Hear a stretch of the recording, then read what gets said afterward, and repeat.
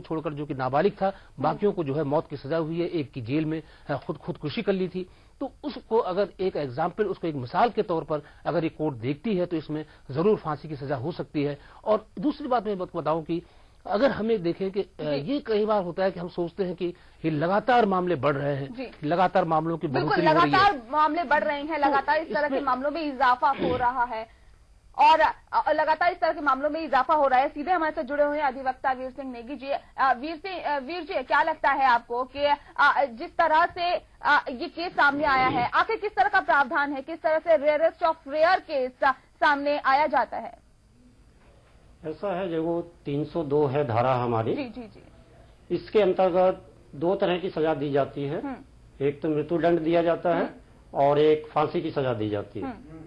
पर ये जो केस है रेयर टू रेयर है, क्योंकि इसमें दोषियों ने बच्ची की हत्या करने के बाद में उसके शरीर के साथ में जो खिलवाड़ किया, जो उसको हानि पहुंचाई, ये एक ऐसा केस है कि इसमें फांसी की ही सजा होगी। मैं आपको यहाँ पे बताना चाहूंगा कि जब उन लोगों ने इसको मारा, मारने के बाद में उन्होंने ये तसल्ली करने के लिए कि ये मर गई है या नहीं मरी है, उन्होंने पास में बियर की बोतल पड़ी हुई थी, उसको फोड़ा।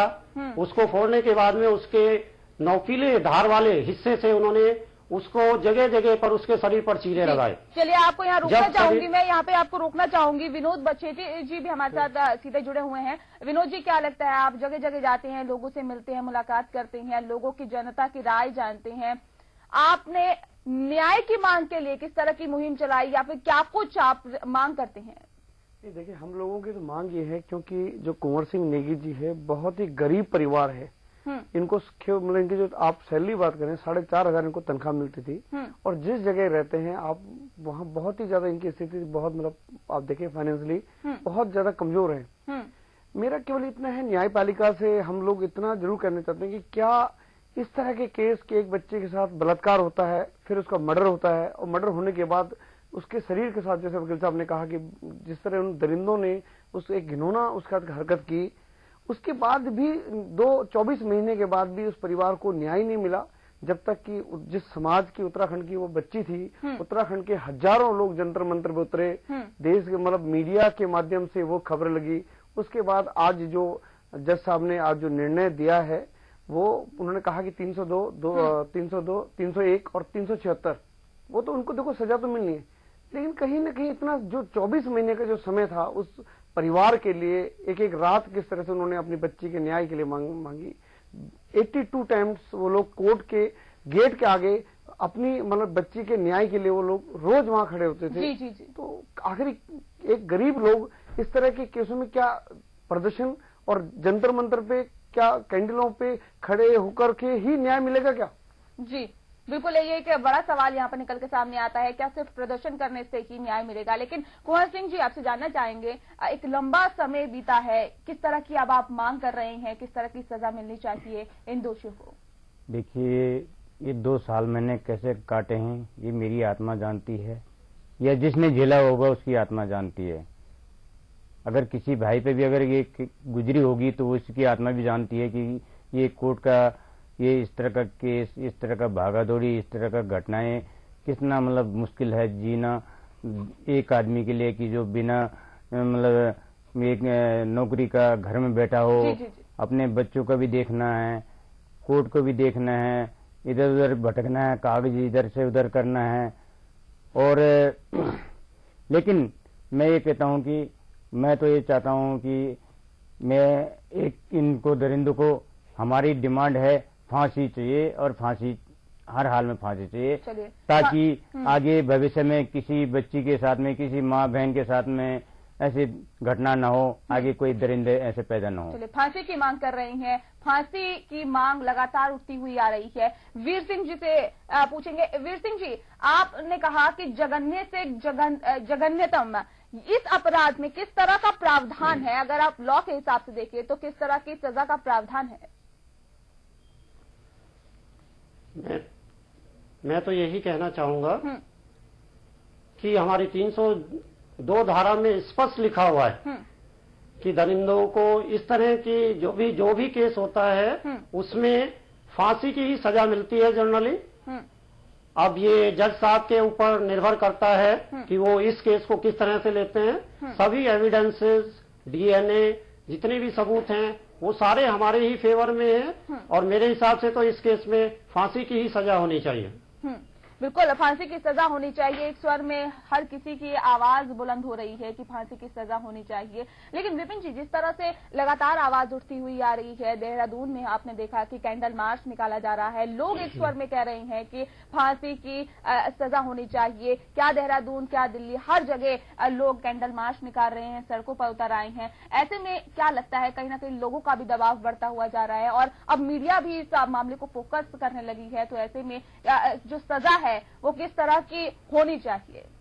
देखिए, एक चीज मैं बहुत स्पष्ट कर दूं कि रेप के जो मामले हैं, और इस पर मैं आपको याद दिलाऊं कि संसद में एक बार इस पर पूरी चर्चा हुई थी और लाल कृष्ण आडवाणी ने उस वक्त संसद में कहा था, लोकसभा के भीतर ही कहा था कि इसमें कैपिटल पनिशमेंट होना चाहिए रेप के मामलों में। लेकिन तमाम जो महिला संगठन थे, तमाम जो देश के जो सोशल ऑर्गेनाइजेशंस थे, उन्होंने उस समय डिमांड की थी कि अगर रेप में जो है कैपिटल पनिशमेंट का प्रावधान कर दिया जाएगा तो हमेशा जो एक रेपिस्ट होगा वो रेप करने के बाद कोशिश करेगा कि सबूत मिटाने के चक्कर में वो जो है वो हत्या कर सकता है विक्टिम का। तो ये उस समय एक राय बनी थी कि रेप के मामलों में जो है कैपिटल पनिशमेंट न दिया जाए, मौत की सजा न दी जाए। लेकिन उसके बाद बहुत कुछ बदला। उसके बाद जो है जिस तरह से पूरा एक मूवमेंट चला, जिस तरह से एक कमेटी बनी, उसने अपनी सिफारिश दी कि इसको जो है फास्ट ट्रैक कोर्ट में किया जाए। और सबसे बड़ी बात आप ये देखिए कि इसके बावजूद जो है इसमें जो है खाली रेप का मामला नहीं है, 376 का मामला नहीं है, उसके बाद एक हत्या भी हुई है, तो ये 302 का भी मामला है। तो इसमें यही देखना है जजेस को कि इस पूरे दौर में, जबकि एक ऑलरेडी निर्भया का मामला इस तरह से इतना लंबा खिंचा, इतना लंबा आंदोलन किया, एक लोगों में एक आक्रोश है इस तरह के मामलों को लेकर, और दिल्ली के अंदर, दिल्ली के बाहर भी तमाम जगहों पे मामले होते हैं। और जिस तरह से निर्भया के केस में जो है एक जजमेंट आया है, तो उसके मद्देनजर, उसको देखते हुए मैं सोचता हूं कि ये कोर्ट इसको जो है रियरेस्ट ऑफ रियर मामलों में रखेगी, क्योंकि इसमें जो है रेप के बाद हत्या की गई, सबूतों को मिटाने की कोशिश की। और हाँ, इसमें एक और बड़ी बात है कि ये भी देखा जाता है कई बार कि क्या जो इस तरह के जो क्राइम को अंजाम देते हैं, इस तरह के अपराध को जो अंजाम देते हैं, उनका ट्रैक रिकॉर्ड क्या है। क्या उनका पहले हिस्ट्री ये थी कि ये क्राइम करते थे। मसलन कि जो तलवार का फैमिली का था, तलवार फैमिली का जो मामला था, उसमें उनको उम्र कैद सिर्फ इसलिए हो गई थी कि उनका जो पिछला रिकॉर्ड था वो क्रिमिनल्स नहीं थे, उनके ऊपर कोई चार्जेस नहीं थे। तो जजों ने ये देखा कि उसमें जो है उसको रियरेस्ट ऑफ रियर में नहीं रखा। लेकिन इस मामले में अगर इन का जो ट्रैक रिकॉर्ड है, इनके तीन को जो सजा मिली है, जिनको सजा मिलनी है, सजा इनको मतलब होनी है कि उम्र कैद होगी या इनको फांसी की सजा होगी, तो इनका ट्रैक रिकॉर्ड बताता है कि ये क्रिमिनल बैकग्राउंड के लोग थे। ये पहले से भी कई मुकदमे पहले इनके खिलाफ मामले हो चुके हैं। तो इस लिहाज से जो है इनको मुझे लगता है लेकिन विपिन जी, एक सवाल यहाँ पर रह के उठता है कि ये 9 फरवरी 2012 का मामला है। 9 फरवरी 2012 यानी कि दामिनी का जो केस हुआ उससे पहले का ये मामला है। अगर इसी को इतना फोकस किया जाता मीडिया के जरिए या फिर इस पर जल्द ही फैसला सुनाया जाता, तो जाहिर तौर पर ये कहा जा सकता है कि वो दामिनी वाला जो केस है, हो सकता है कि वो नहीं होता। अमूमन होता यह है कि अगर ये कई बार कोई सिंबल बन जाते हैं, कुछ मामले, कुछ आंदोलन सिंबल बन जाते हैं किसी चीज के, कुछ व्यक्ति जो है सिंबल बन जाते हैं। तमाम डकैतियां पड़ती है लेकिन हर डकैत पकड़ा तो नहीं जाता। उसी तरह से कुछ मामले जो है वो पूरे समाज को बदलने के एक सिंबल से बन जाते हैं, वो प्रतीक बन जाते हैं। तो दामिनी का मामला या जो निर्भया का जो मामला था, पूरा आंदोलन जो था वो एक आक्रोश था, ऐसे तमाम जो वारदातें हो रही है इस देश के अंदर। और एक बात और बताऊं मैं आपको, एक पॉजिटिव बात बताऊं कि इसमें यह जरूर हुआ है कि हम कई बार सोचते हैं कि अगर क्राइम, जो क्राइम को हम आंकते हैं, जिस तरह से क्राइम बढ़ा है महिलाओं के खिलाफ, कई बार क्राइम जो है इसलिए भी ज्यादा नजर आता है कि क्राइम दर्ज ज्यादा होता है थानों में। तो ये दिल्ली के अंदर आपको मैं बताऊं कि एक साल के अंदर जो महिलाओं के ऊपर अगर हम पुलिस के जो है चार्ट देखेंगे, पुलिस का अगर रिकॉर्ड देखेंगे, तो उसमें कई गुना ज्यादा क्राइम बढ़ गया है। इसका मतलब ये नहीं हुआ कि क्राइम वाकई महिलाओं के साथ बढ़ गया है। कई बार इससे एक पॉजिटिव साइन भी है कि क्राइम इसलिए बढ़ गया कि अब महिलाएं रिपोर्ट दर्ज करने लगी हैं। अब बलात्कार, जिस लड़की के साथ बलात्कार हो रहा है, उसके घर वाले उसको छुपाते नहीं है, वो बाहर वो रिपोर्ट दर्ज करने के लिए आगे आ रहे हैं। तो इस वजह से भी कई बार जो है इस तरह के मामले हमको लगता है कि बढ़ गए हैं। लेकिन इस तरह की कॉन्शियसनेस, जागरूकता जितनी बढ़ेगी, जितने लोग जागरूक होंगे, ये मामले दर्ज ज्यादा होंगे। इसका कतई मतलब नहीं है कि ये मामले बढ़ रहे हैं। जब मैं आपको याद दिला दूं कि जैसे कि उत्तर प्रदेश के अंदर जब मायावती की सरकार होती है तो दलितों के ऊपर अत्याचार के मामले बढ़ जाते हैं, मामले नहीं बढ़ते। दलितों की जो रिपोर्टें हैं वो दर्ज होने लगती ज्यादा हैं। दर्ज होती है। तो ये इसमें ये भी देखना पड़ेगा कि हमेशा पुलिस रिकॉर्ड के हिसाब से हम ये पैमाना नहीं है पुलिस रिकॉर्ड कि वो मामले बढ़े हैं या वो मामले घटे हैं। ये हमको समाज के अंदर महसूस करना पड़ेगा कि क्या वाकई महिलाओं को सुरक्षा मिली है कि नहीं मिली है। इसमें एनजीओ की मदद ली जा सकती है, इसमें सर्वेज किए जा सकते हैं और तमाम दूसरे तरीके से ये पता लगाया जा सकता है कि महिलाएं कितनी सुरक्षित हैं। बिल्कुल जी। बछेटी साहब से मैं सवाल जानना चाहूंगी। बछेटी साहब, आपने बहुत अच्छे तरीके से इस मुहिम को आगे बढ़ाया है, किस तरह की आप सजा की मांग करते हैं आप? देखिए, मुहिम मैंने नहीं, बहुत सारे उत्तराखंड के सामाजिक संगठन जो दिल्ली में थे, 42 संस्थाएं थी उत्तराखंड से, बहुत सारी संस्थाएं, उन सबके सहयोग से ये आंदोलन और इस परिवार को न्याय मिला है। और मैं इतना जरूर कहूंगा कि कहीं न कहीं हमारे ये मामले, इससे पहले बहुत सारे हमारे जो राजनेता उनके पास भी लोग गए थे, उनसे मिलने गए थे, उनको इस पूरे केस की जानकारी, क्योंकि 24 महीने ऐसा नहीं कि आज ही उठा, ये पिछले 6 महीने से उठा। लोगों ने चिट्ठियां दी जिन्होंने कहा कि नेगी जी आप फलां के चले जाइए, वो यहाँ के सांसद है, वहाँ के एमएलए हैं। तो कहीं न कहीं हमारे जो सामाजिक प्रतिनिधि हैं उन लोगों को कहीं न कहीं इन चीजों पे भी ध्यान देना चाहिए, कहीं न कहीं, क्योंकि कोई मतलब ये जो एक ऐसा मुद्दा था, एक ऐसा गरीब परिवार एक ऐसे व्यक्ति के साथ में था, तो कहीं न कहीं उन लोगों को भी मतलब इसमें सहयोग करना चाहिए था। और एक विषय आपने कहा कि जो तीनों लोग पकड़े गए जिनको सजा हुई है, इनका अगर इन तीनों की बात करें, जैसे विपिन जी ने कहा कि तीनों को तिहाड़ जेल से ये कुछ दिन ही पहले तिहाड़ से छूट के आए थे। तो ये ऐसी बहुत सारी 2-3 वारदातों में, ये चाकू की वारदातों में, इसमें एक लड़का है रवि उसका नाम है, वो चाकू की वारदात में 2 बार तिहाड़ में होके आया। तो पुलिस और प्रशासन भी उस टाइम, अगर जैसे ये वहां से तिहाड़ से छूट के आए थे बेल पे, अगर उस टाइम इनके पर नजर रखी जाती तो बच्चे के साथ ऐसा नहीं होता। और पुलिस ने भी कहीं ना कहीं, देखिए पुलिस, ये लोग कुंवर सिंह नेगी जी, बहुत सारे लोग थाने में गए, ये देखिए पुलिस ने 24 घंटे तक इनकी एप्लीकेशन, जो मतलब एक आम एप्लीकेशन जमा होती है कि भाई मेरी बच्ची घर नहीं आई, और इसी तरह से जो उसकी सहेलियों ने कंप्लेंट की है, और उन्होंने पुलिस ने 24 घंटे तक उस एप्लीकेशन को, मतलब उसमें एक जो रिसीविंग लेटर होता है, वो रिसीविंग लेटर तक उनको फोटोकॉपी तक नहीं दी।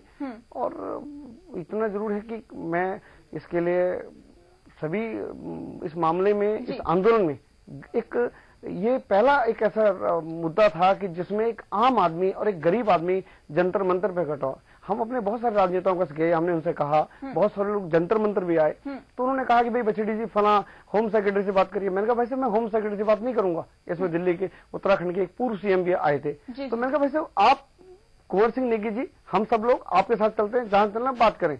तो कहीं न कहीं लगा कि उन लोगों ने मतलब इस केस से कन्नी काटने की, वो चाहते हैं कि उनके लिए सजा सजाए मंच हो और सौल सम्मान से उनका किया जाए, लेकिन इस तरह के केसेस को हमारे लोग, जो हमारे जनप्रतिनिधि है, वो लोग नहीं लेते। अगर वो आज से 24 महीने पहले इस केस को ले लिया होता तो आज कुंवर सिंह नेगी को इतना समय इंतजार नहीं करना पड़ता। और कहीं न कहीं मीडिया में भी इस तरह छोटी छोटी चीजों को हमें जरूर इस पे, मतलब इस चीज को लोगों के ध्यान तक पहुंचे। और आज ये जो इतना पूरा देश लेवल पे आज ये मामला बड़ा गर्मा गया है, तो ये कहीं ना कहीं आप सब लोगों के सहयोग से है। बिल्कुल। लेकिन कुंवर सिंह जी, आपसे मैं एक सवाल जानना चाहूंगी, इतनी कम सैलरी, इतने कम पैसों में गुजर बसर करना, और उसके बाद 2 साल तक कोर्ट की इस लड़ाई में अपनी भागीदारी निभाना, कितना मुश्किल आपके लिए रहा? देखिए, मुश्किलें तो जब मेरी लड़की चली गई तो उसके लिए मेरे को जो है कि अपना देखना पड़ा कि भाई अगर मैं इससे पीछे हटता हूं तो दुनिया मुझे बोलेगी, और जो अपोजिट पार्टी है उनको भी एक ऐसा लगेगा कि हाँ अच्छा हुआ ये भाग गया, पीछे मुड़ के नहीं देख रहा है, ठीक है अच्छा है उनका।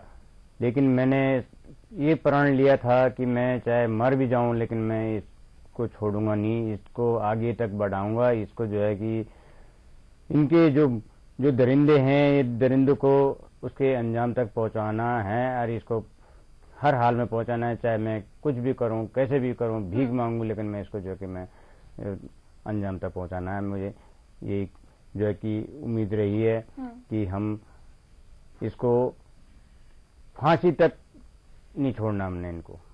जी, ऐसे मामलों में एक बात और भी बात होती है कि अमूमन जैसे कि जिस तरह के क्रिमिनल्स इसमें इन्वॉल्व होते हैं और जिस तरह से घटना को अंजाम देते हैं, तो बड़ा मुश्किल होता है कि घर वालों को एक ये भी खतरा रहता है कि घर के जो बाकी सहयोगी है, जो बाकी हमारे परिवार के जो लोग हैं, उन पर कोई हमला ना हो जाए। तो कई बार लोग खामोश रह जाते हैं कि यार ये तो हो गया मेरे घर में, लेकिन कुछ आगे कुछ और बुरा ना हो जाए, तो एक डर भी जाते हैं। तो ये जरूर हिम्मत की बात है कि इन्होंने इस मुद्दे को आगे तक बढ़ाया, अंजाम तक पहुंचाया। और ये बहुत बड़ी बात है कि जिस तरह से अभी बताया गया कि जिस घर में ये रहते हैं और जिस दूर दराज में दिल्ली में रहते हैं, वहां जिस तरह की हो सकता है कि वहां उस तरह सिक्योरिटी इनके आसपास उनके लोग सिक्योरिटी दे पाए और जिस तरह से तिहाड़ जेल से छूटे हुए गुंडे और उससे इनका पाला पड़ा है,